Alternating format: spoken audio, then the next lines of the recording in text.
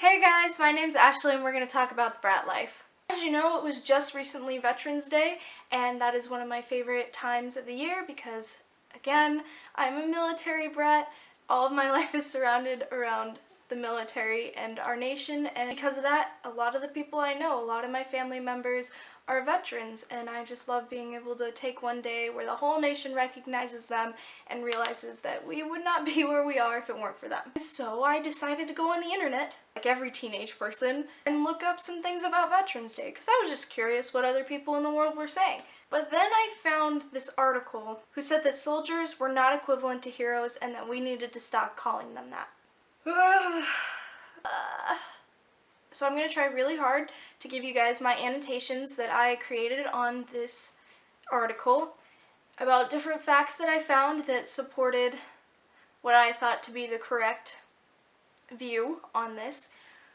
However, you guys may disagree, and that's totally fine with me. Just let me know in the comments because, again, I want to learn from y'all just as much as I want you to learn from me. To indicate when I'm reading the article or stating my own opinions/facts, I will be wearing this hat. So if you see this, that's the article, not me. Okay, I'm reading off my laptop, so if that's, I don't know if that's creating a barrier. Awkward. Put a man in a uniform, preferably a white man, and give him a gun, and Americans will worship him. I'm just going to let y'all in on a little secret that I learned recently this week that has really helped me when analyzing different statistical data. And what I've found is the percentage of races within the United States. So I created a table that compares military statistics of different races and the US as a whole statistic of races. This is based on the census in 2013, both of them, so I tried to keep it as accurate as I could, trying not to skew the data because, again, that's something that happens a lot. And if you find a source that's better than mine, let me know because I would really like to be enlightened. As of 2013, the military percentage for whites is 74.6%. That is a big number, but let's look at the US's percent of whites/Caucasians. In the US, we have 77.7% Caucasian. Now let's look at the African American ratio within the military and the US. In the military, there's a 17.8% of African Americans. In the US, there's only 13.2. So what this says is that the military has a better variety of races than the US itself. So I think that previous statement that you made, yes, it's preferably going to be a white male because that is the majority within the military, but it is also the majority within the US. So if you look at that statistic, it actually means that the military is being less selective and racially profiling than the US, which is what it's protecting. So yes, I agree, it's going to be a white male majority of the time. Looking at that little tidbit that I found actually shows that your main point in that statement being that the military is selective and racially profiles and makes sure only whites goes in is kind of false because they do it less than our actual country. It is a particularly childish trait of a childlike culture. Yes, I very much so agree that this nation is very childlike and likes to be spoon-fed. That insists on anointing all active military members and police officers as heroes. Let's just look at the definition of hero, shall we? In the face of danger and adversary or from a position of weakness, display courage or the will of self-sacrifice. That is heroism for some greater good of all humanity. The rhetorical sloppiness and intellectual shallowness of affixing such a relevant label to everyone in the military or law enforcement betrays a frightening cultural streak of nationalism, authoritatism, totalitarianism.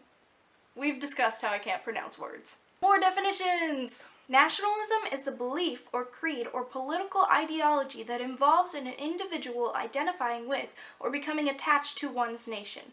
Authoritarianism, I can't speak, is a form of government characterized by absolute or blind obedience to authority, as against individual freedom and related to the expectation of unquestioning obedience. Totalitarianism is a concept used by some political scientists in which the state holds total authority over the society and seeks to control all aspects of public and private life whenever possible. I'm sorry, correct me if I'm wrong, but did you just state that America is an authoritarianism and a totalitarianism nation? Because last time I checked, we were a democracy.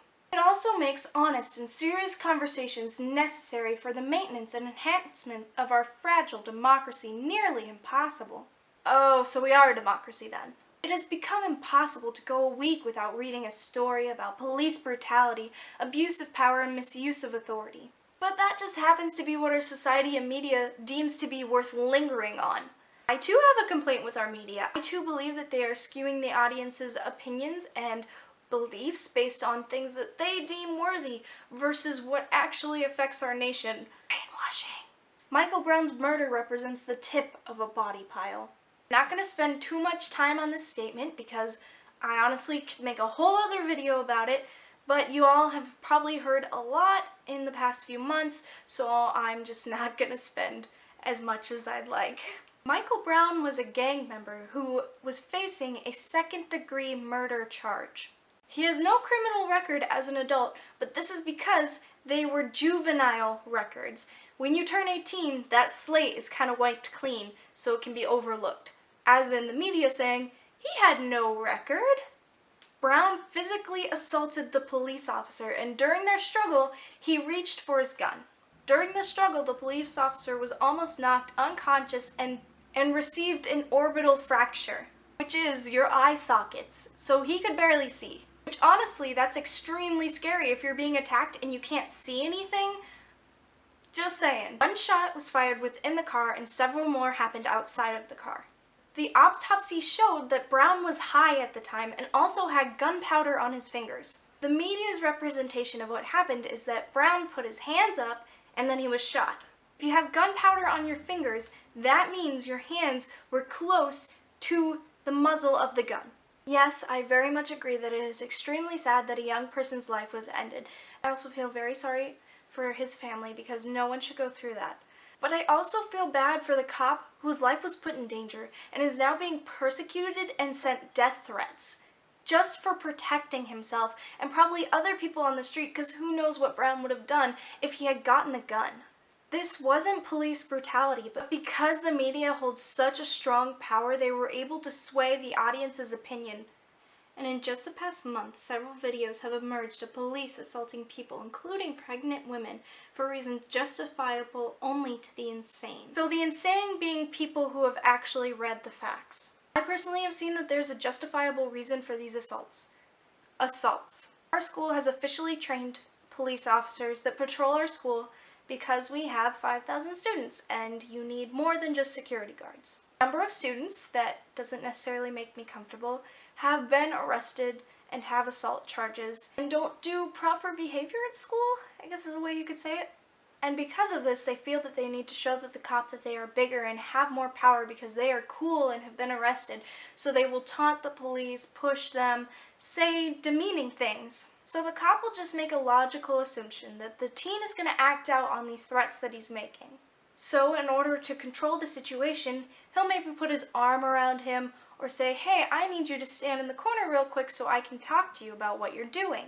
As the cop put his arm on the student's shoulder, the kids start yelling out, police brutality! No, what are you doing? Police brutality! You don't have the authority! And now cops within my school are being ridiculed for trying to keep the environment safe. But I will point out that not every group in humanity is perfect. In fact, I don't even think there's one. Therefore, yes, there are accounts of real police brutality. And I'm not trying to say that those shouldn't be looked at because yes, it is a horrible thing and we should stop it. But the media is taking stories that aren't and blowing them up to this proportion that skews the audience's opinion and beliefs about officers. Then again, my opinions on this article are completely invalid because my father is a cop and a veteran. Thus, this video and everything that's been said in it is very biased. But if I read the whole article, this video would probably be about an hour long, so I won't put you guys through that. But if you guys want to go down and look at it, you certainly can. Find your own facts and sources to challenge what's being said. And if you do that, then then let me know down in the comments, because I want to see these sources that y'all are pulling up, because I also would like to be enlightened on what's the difference between this article and other people's opinions, because again, it's all opinions and we need facts. My name is Ashley. Stay bratty.